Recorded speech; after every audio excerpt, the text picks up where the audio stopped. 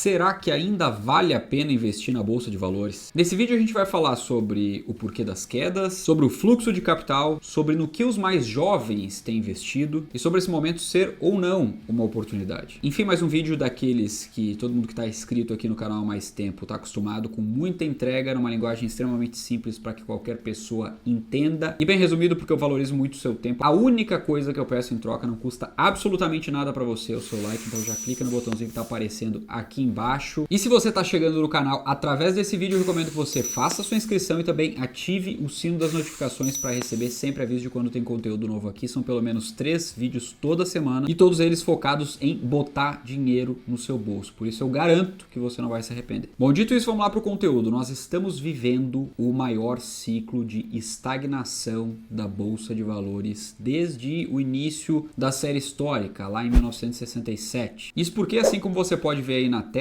nesse gráfico, trazido inclusive nesse post aí pelo perfil do Faria Lima Elevator, há 16 anos o Brasil não supera o nível da Bolsa em dólar, que chegou a isso, a gente está falando lá de 2008. E mesmo se nós pegarmos na nossa própria moeda aqui, do real, e corrigirmos aqui pelo IPCA, esse índice da Bolsa de Valores, o Ibovespa, lá desse período de 2008 para cá, nós deveríamos estar, né, ou essa bolsa corrigida pelo IPCA, pela inflação, estaria em 177.800 pontos, bem acima do patamar atual. Só que corrigir pelo IPCA seria o equivalente a dizer que não houve ganho algum, simplesmente empatou com a inflação. E além de tudo, a inflação medida pelo IPCA não é a sua inflação, a minha inflação. Muito provavelmente você que está me assistindo tem uma inflação anual maior do que a inflação medida pelo IPCA, assim como eu. O IPCA é somente um índice amplo, então dá pra gente dizer que sim, mesmo corrigido pelo IPCA, mesmo que estivesse em 177.800 pontos, não teria sido um retorno satisfatório, muito pelo contrário, não teria sido um retorno que teria corrigido sequer a sua inflação como investidor ou a minha inflação. Bom, mas então se a gente comparasse com a renda fixa, que captura um ganho acima do IPCA, vamos corrigir então o Ibovespa lá dos maiores níveis de 2008 pelo CDI, que é o nosso principal parâmetro para a renda fixa, CDI/Selic. Nós deveríamos então estar em 306.300 pontos. Isso é mais do que o dobro do patamar atual, que no momento em que eu estou gravando aqui está entre 122 e 123 mil pontos. Agora vamos lá, o que será que tem por trás disso tudo? Por que o desempenho da Bolsa de Valores brasileira é tão pífio? Primeiramente, nós temos a própria cultura do brasileiro de investimentos. Ao mesmo tempo em que nós temos uma Bolsa de Valores pujante lá nos Estados Unidos, que é a maior economia do mundo, onde mais da metade da população investe na Bolsa, aqui no Brasil esse número, apesar de oscilar um pouco, está aí na faixa hoje de pouco mais de 2% da população. Além disso, o ambiente de negócios aqui não é lá dos melhores. Isso significa dizer que, salvo alguns setores em específico,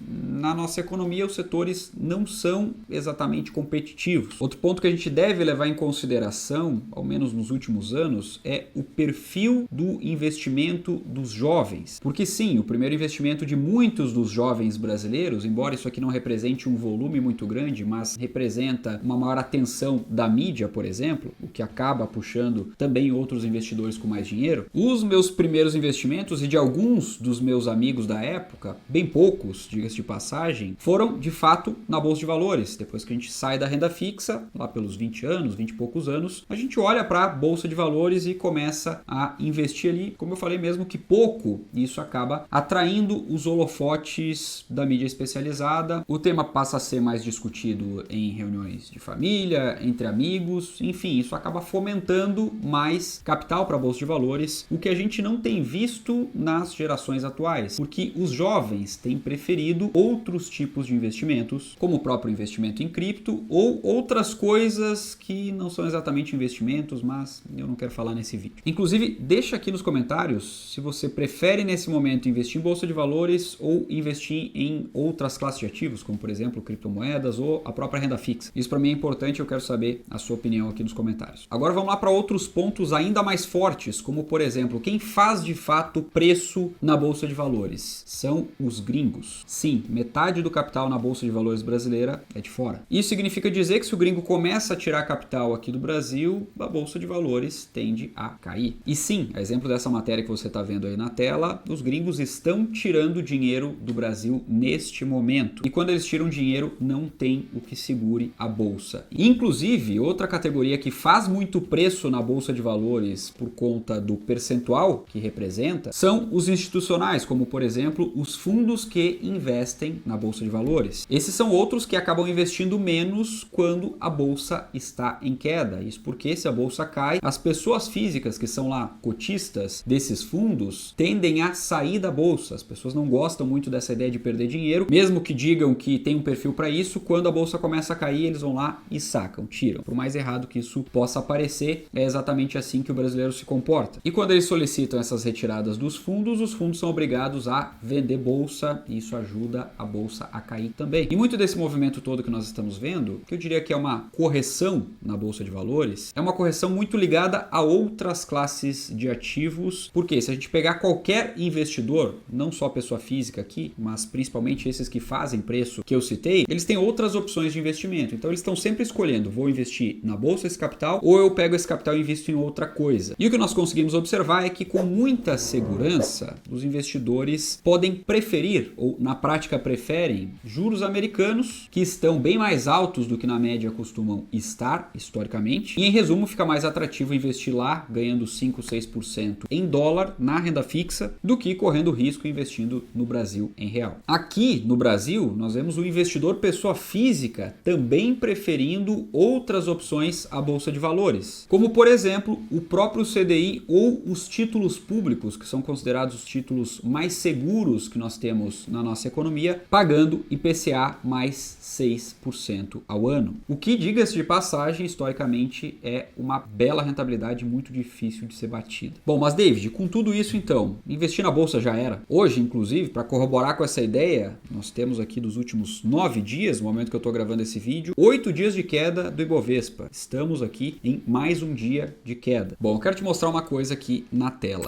Eu tô com um gráfico aqui no site Mais Retorno, comparativo entre Divo 11, que é o ETF que representa as melhores pagadoras de dividendos da Bolsa de Valores brasileira, Bova 11, que é o ETF que representa o próprio índice Ibovespa, do principal índice da Bolsa brasileira, e CDI para a gente ter uma ideia da renda fixa. Pegando aqui um período ótimo, que começa aqui exatamente em 2012, nós temos CDI batendo bastante no Ibovespa, só que o Divo 11, apesar de ter uma volatilidade maior, então comparando um com o outro, o CDI acaba sendo melhor, mas o Divo 11 empatou com o CDI aqui. Então já é alguma coisa, não exatamente pelo empate do Divo 11 com o CDI, mas por conta do Divo 11 ter rendido no período o dobro do Ibovespa, são 192,85% aqui contra 96,76%. E mais, tudo depende do recorte. Se nós pegarmos momentos de correção, que são exatamente os momentos onde o mercado está desacreditado, e é por isso que nós temos quedas mais fortes, pegando aqui, ó, momento de correção, não vou pegar exatamente o momento de maior correção aqui para não ficar enviesado aqui esse nosso estudo aqui, essa nossa análise, mas vamos pegar aqui exatamente 8 anos. 8 anos, você vai dar aqui em maio, final de maio aqui, ó, 8 anos atrás. Deixa eu atualizar aqui para 2016. Vou pegar aqui maio, final de 16. Vou pegar aqui assim mais ou menos, final de maio, perdão. E agora maio de 24. Vamos pegar aqui e vamos aplicar. Olha só o que acontece nos últimos 8 anos. Olha só, nós temos aqui 270% de rentabilidade em 8 anos do Divo 11, 153% de rentabilidade do Bova 11 e 90% do CDI. Ou seja, a Bolsa de Valores nesse período foi superior à renda fixa nos últimos 8 anos. E por que eu estou mostrando aqui 8 anos, mostrei aquele período ótimo, enfim, para você entender que se eu pegar aqui aleatório, pode ser que a Bolsa de Valores tenha performado acima ou abaixo do CDI. Mas, ponto importante, independente do recorte, quando a gente olha Divo 11 contra Bova 11, ou seja, boas ações, ações que dão lucro, ações pagadoras de dividendos, ações com crescimento de lucro, nós temos um desempenho bem superior do Divo 11 em relação ao Bova 11, ao índice Bovespa. Ou seja, muito cuidado com as narrativas de momento. Eu não estou dizendo que a Bolsa de Valores brasileira aqui é a melhor coisa do mundo. Poderia sim ser bem melhor, e é por isso que eu tenho apenas uma parte do meu patrimônio em Bolsa de Valores. Mas, como diz o Warren Buffett, sobre a própria Bolsa de Valores, sobre negócios, quando todo mundo fica pessimista, é o melhor momento para ficar otimista. E complementando sobre essas correções, o mega investidor Howard Marks também fala que alguns ativos arriscados caem tanto que passam a ser seguros. E obviamente você não deve levar isso ao pé da letra, considerar que qualquer ativo arriscado que cai muito passa a ser seguro, mas sim, ativos de risco com qualidade às vezes apanham tanto que o pior cenário já está precificado. Logo, ainda vale a pena investir na bolsa. Eu tenho comprado bolsa nesses momentos, independente daquilo que é notícia no curto prazo, porque essas notícias de curto prazo